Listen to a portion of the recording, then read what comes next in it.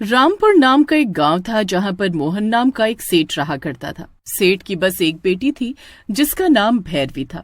इकलौती बेटी को सेठ किसी महारानी की तरह रखा करता था। उसकी छोटी बड़ी हर ख्वाहिश को पूरा करता था। आज सेठ की बेटी का 18वां जन्मदिन था, इसलिए सेठ बहुत खुश था। मेरी प्यारी भैरवी को जन्मदिन की बहुत बहुत शुभकामना है। ये देखो भैरवी, मैं आज तुम्हारे लिए उपहार में क्या लाया हूँ। पिता के हाथ में उपहार देखकर भैरवी खुश होकर उसे खोलती है। पिताजी, ये तो सोने की पायल है। हाय राम, बड़ी महंगी होगी ये तो। अरे तू मेरी इकलौती बेटी है, तेरे लिए तो मेरी सारी दौलत कुर्बान है।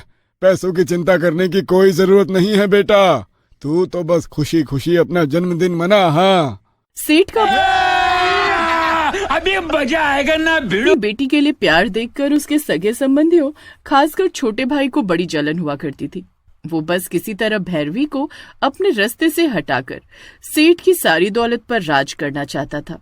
पिताजी देखो ना, मेरे पाँव में ये पायल कैसी लग रही है। बहुत सुंदर लग रही है बेटा, तुम ऐसे ही पायल पहनकर छम छम करती रहा करो ताकि मुझे पता चलता रहे कि मेरी प्यारी बेटी मेरे आसपास ही है। देर रात गए भैरवी के दरवाजे पर दस्तक होती है।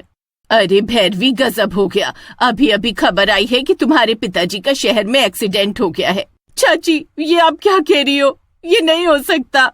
अब होनी को कौन टाल सकता है, जो होना था हो गया।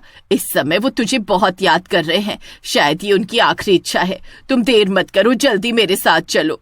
चाची की बात सुनकर भैरवी के होश उड़ जाते हैं। कुछ दूर चलने के बाद अब भैरवी एक सुनसान जगह पर पहुंच गई थी। चाची, आप मुझे कहाँ ले जा रही हो? शहर जाने वाली बस का स्टैंड तो दूसरी दिशा में है ना? हाँ ठीक कहा, बस का ठिकाना दूसरी तरफ है, लेकिन मैं तुझे वहाँ ले जा रही हूँ जहाँ तुम्हारा ठिकाना होगा। फिक्र मत करो, फिर तुम्हें कोई दुख परेशानी छू नहीं पाएगी। ये कैसी बात कर रही हो आप? मेरे पिताजी कहाँ हैं? भैरवी चाची के इरादे भाप गई थी, इसलिए वो वहां से भागने की कोशिश करने लगती है। तभी उसका चाचा आकर उसका मुंह दबाकर उसे सुनसान जगह ले जाता है, जहां दोनों चाचा चाची मिलकर भैरवी को मार डालते हैं। लो, हट गया हमारे रास्ते का कांटा। अब इसके बाप को भी जल्दी ही रास्ते से हटाना होगा, तब जाकर ये दौलत हमें मिलेगी। अरे क्या कर रही हो भाग्यवान, ये सोने की पायल तो निकाल लो उसके पैरों से। अब ये मरने के बाद आखिर इस पायल का करेगी भी क्या? भैरवी को उसके चाचा चाची ने धोखे से मार जरूर दिया था, लेकिन मरने के बाद वो एक खतरनाक चुड़ैल में बदल गई थी। पिता की दी हुई पायल उसे अपने प्राणों से भी प्यारी थी, इसलिए भैरवी उस पायल के मुंह में बंद कर चाची के पीछे पीछे उनके घर पहुंच जाती है। अगले दिन जैसे ही गांव वालों को भैरवी की लाश मिलती है, सब तरफ अफरा तफरी मच जाती है। दूसरे शहर में गए सेठ को गांव का मुखिया फोन करके वापस बुला लेता है। न जाने किसकी नजर लग गई मेरी बच्ची को। भैरवी मेरी बेटी, मैं तेरे बिना कैसे जीऊंगा। भाई साहब, ये क्या हो गया हमारी फूल सी बच्ची को? अभी उसकी उम्र ही क्या थी।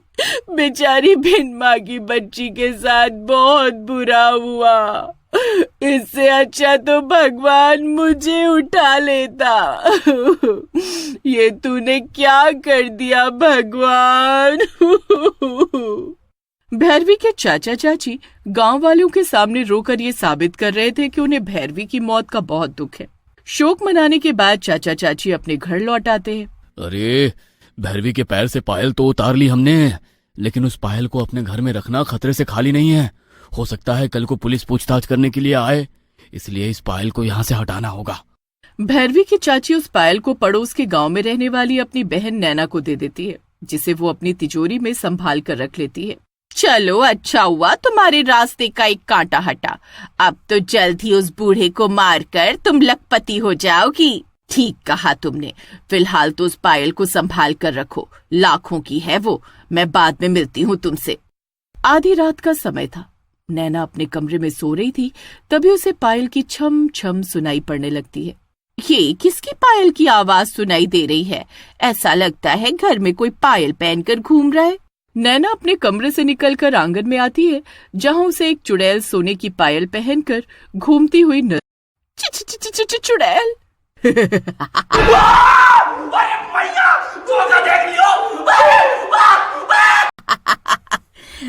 क्या हुआ? डर लग रहा है क्या?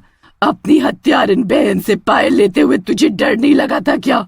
ये मेरी पायल है, मेरी पायल पर गलत नजर डालने की सजा तो तुझे भुगतनी ही होगी। इतना कहकर चुड़ैल नैना पर हमला कर देती है और उसे मार डालती है। नैना की चीख सुनकर उसका पति रमेश भी वहां आ जाता है और जैसे ही एक चुड़ैल को अपने सामने खड़ा देखता है, उसका रोम रोम डर से कांपने लगता है।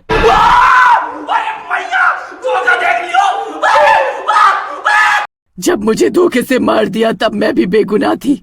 ज्यादा रोना धोना मचाने की जरूरत नहीं है। तेरी बीवी बेगुनाह नहीं थी, मेरी मौत की साजिश में वो भी शामिल थी।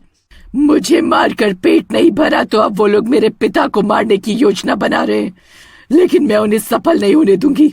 तू अपनी जान बचाना चाहता है तो फोन करके मेरे चाचा चाची को यहाँ बुला। ठीक है, मैं अभी बुलाता हूँ, लेकिन मुझे छोड़ दो, मुझे मत मारना। रमेश भैरवी के चाचा को फोन मिलाता है। भाई साहब, बहुत बड़ा अनर्थ हो गया। नैना दुनिया में नहीं रही, मुझे कुछ समझ में नहीं आ रहा। आप लोग जल्दी यहाँ आ जाइए। रमेश की बात सुनकर भैरवी का चाचा अपनी पत्नी को लेकर वहां पहुंच जाता है। दोनों पति पत्नी मिलकर पूरे घर को घूम घूम कर देखते हैं, लेकिन उन्हें घर में कोई भी नजर नहीं आता। रमेश ने तो फोन पर कहा था कि नैना की मौत हो गई है, लेकिन उनके घर का माहौल देखकर तो ऐसा लग रहा है कि जैसे यहाँ पर कोई है ही नहीं। ठीक कह रहे हैं आप, यहाँ तो कोई दिखाई नहीं दे रहा। लगता है रमेश और नैना ने हमारे साथ कोई मजाक किया है। चलिए यहाँ से वापस चलते हैं।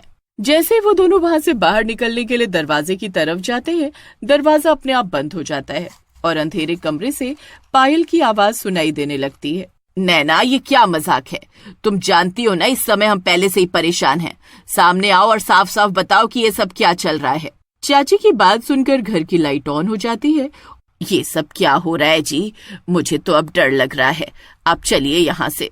चाची की बात सुनकर अचानक वहाँ पर एक डरावनी हंसी की आवाज गूंजती है और तभी कमरे में एक डरावनी चुड़ैल नजर आने लगती है। भाग्य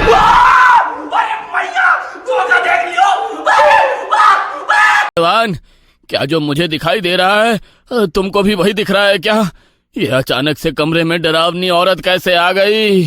मुझे ऐसा लगता है ये कोई चुड़ैल है, वरना इस बंद कमरे में अचानक से कहां से प्रकट हो जाएगी। मेरे पैरों में पहनी हुई ये पायल देखो और याद करो, शायद तुम्हें समझ में आ जाए कि मैं कौन हूँ। अरे सुनते हैं, ये तो उस भैरवी की पायल है जो मैंने नैना को रखने के लिए दी थी। कहीं ऐसा तो नहीं ये भैरवी की ही आत्मा है जो पायल पहनकर यहाँ घूम रही है? बिल्कुल सही पहचाना तुमने। मैं वही भैरवी हूँ जिसे धोखे से मार डाला था तुमने, और शायद अपनी मौत के लिए तो मैं तुम्हें माफ भी कर देती, लेकिन मेरे पिता की मौत की साजिश रचकर तुमने अपनी मौत का कुआं खुद खोदा है। अगर तुम जिंदा रहे तो मेरी तरह तुम मेरे पिता को भी मार डालोगे, और ऐसा मैं कभी नहीं होने दूंगी। बेटा, अरे तुम्हें कोई गलत फहमी हुई है। हम अपने बड़े भाई को क्यों मारेंगे? अरे तुम्हारे पिताजी तो मेरे लिए पिता के समान है। तुम तो जानती हो ना कि मैं उनसे कितना प्यार करता हूँ। हाँ चाचा, प्यार तो तुम मुझसे भी बहुत करते थे। बचपन से मुझे अपनी गोद में खिलाया तुमने, लेकिन मेरा गला दबाते हुए एक बार भी तुम्हारा हाथ नहीं कांपा। दौलत ने तुम्हें इतना अंधा कर दिया कि तुमने मुझे मारने से पहले एक पल के लिए भी नहीं सोचा। खड़े खड़े मुंह क्या देख रहे हैं? हाथ पैर जोड़कर माफी मांगो अपनी भतीजी से, वरना अभी ये हम दोनों का राम नाम सत्य कर देगी। माफ कर दे बेटा। अरे हमारी अक्ल पर पत्थर पड़ गए थे जो हमने ये सब साजिश रची। हम वादा करते हैं, हम ये गांव, जमीन, जायदाद सब छोड़कर हमेशा के लिए कहीं दूर चले जाएंगे। अरे बल्कि तुम कहो तो हम भिखारी की तरह भीख मांगकर अपना जीवन बिता देंगे, लेकिन हमें जाने दो।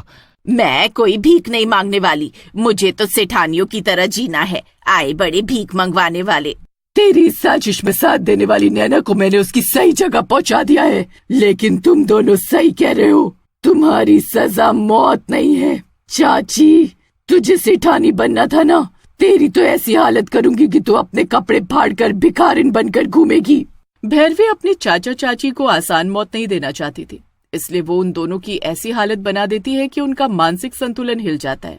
चाचा चाची से अपना बदला लेने के बाद भैरवी वो पायल अपने पिता के पास छोड़कर हमेशा के लिए चली जाती है। यह तो वही पायल है जो मैंने भैरवी को दी थी। ये यहाँ कैसे आई? सेठ के पास अपने सवाल का कोई जवाब नहीं था। भैरवी अपना बेटी होने का फर्ज पूरा करने के बाद हमेशा के लिए मुक्त